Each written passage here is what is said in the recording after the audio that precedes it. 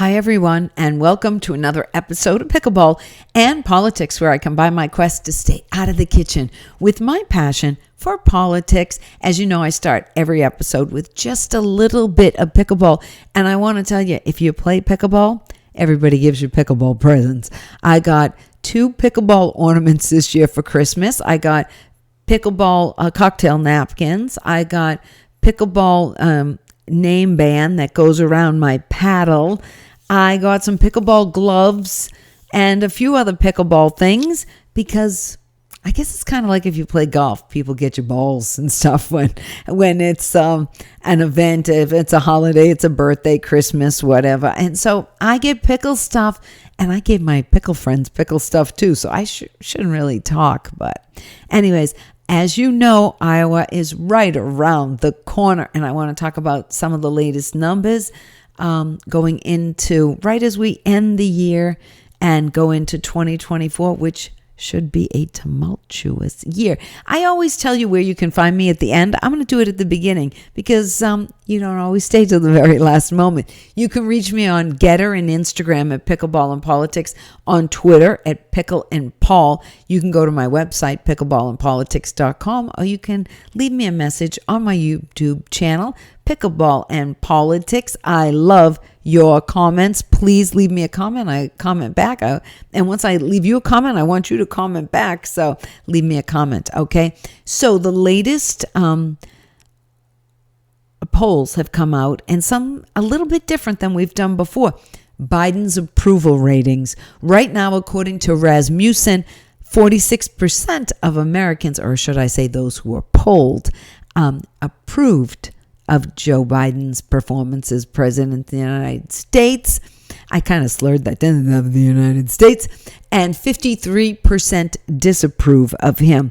According to Gallup, though, 39% approve. Just 39% of those polled approved, and 59% disapprove. Thought that was pretty interesting. When asked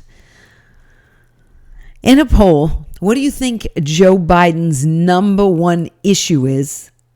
And they all said he's too old. Well, 74% of them said he was too old. Now, I happen to have asked a few younger people, and when I say young, I'm talking about 20, 25 to 30 age group this week during Christmas.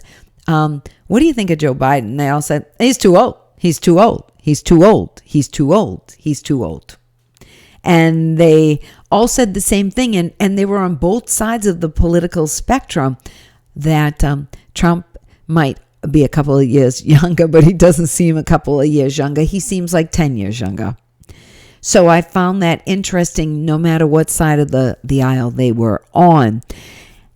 In January of 23, as we started this year, head-to-head Biden and Trump, Biden was ahead 44% to Trump's 42%. Now at the end of the year, after the indictments and all the crazy stuff that has gone on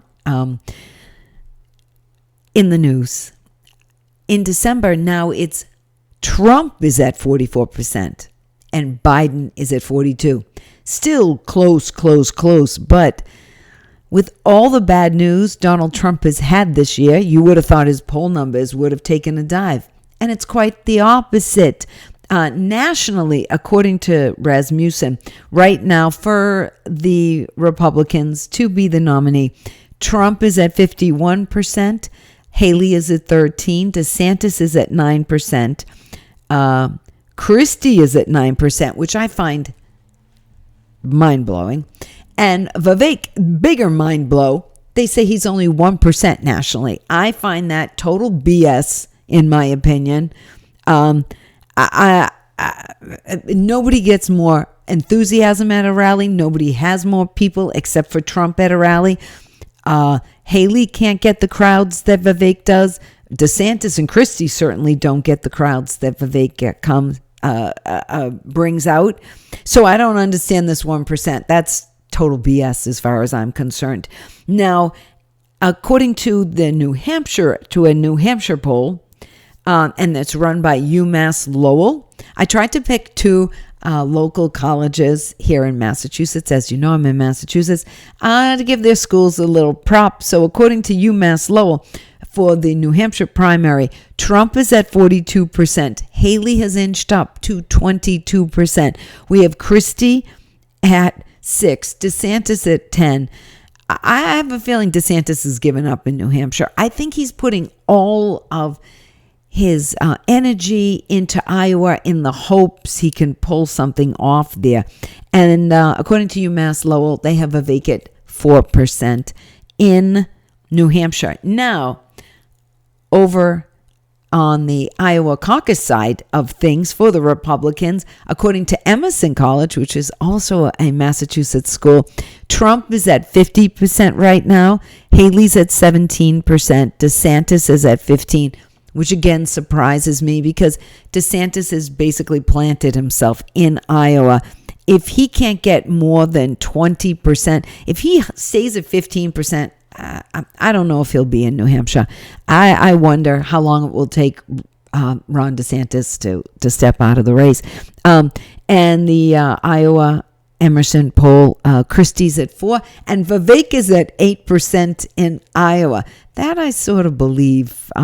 He's also been in Iowa a lot. I know Ron Paul had a huge following in Iowa, and they're not the same candidate, but they have that same kind of grassroots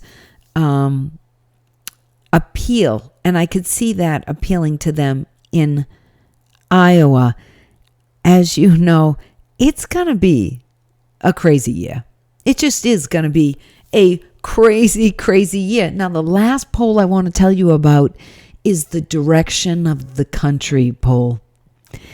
And right now, in the Direction of the Country, 34% thought we were heading in the right direction, while 61% thought we were on the wrong track. Yeah, I'm actually a little surprised it's not higher, to tell you the truth. I think people, I think that sort of tells us more about how people are going to vote than anything. Because if people aren't happy and they think the country's going in the wrong direction, the majority of people think the country's going in the wrong direction, they're not going to vote for the current administration. They're just not. I saw this Christmas, things weren't nearly as busy at the mall. They weren't nearly as busy in the stores. Now, maybe everybody's buying stuff on Amazon now. I'm not quite sure, but I just don't think people have the money they used to have. I went to get a ricotta pie for Christmas Eve, and it was $22 last year, and it's $35 this year. Same pie, same bakery, but everything costs so much more.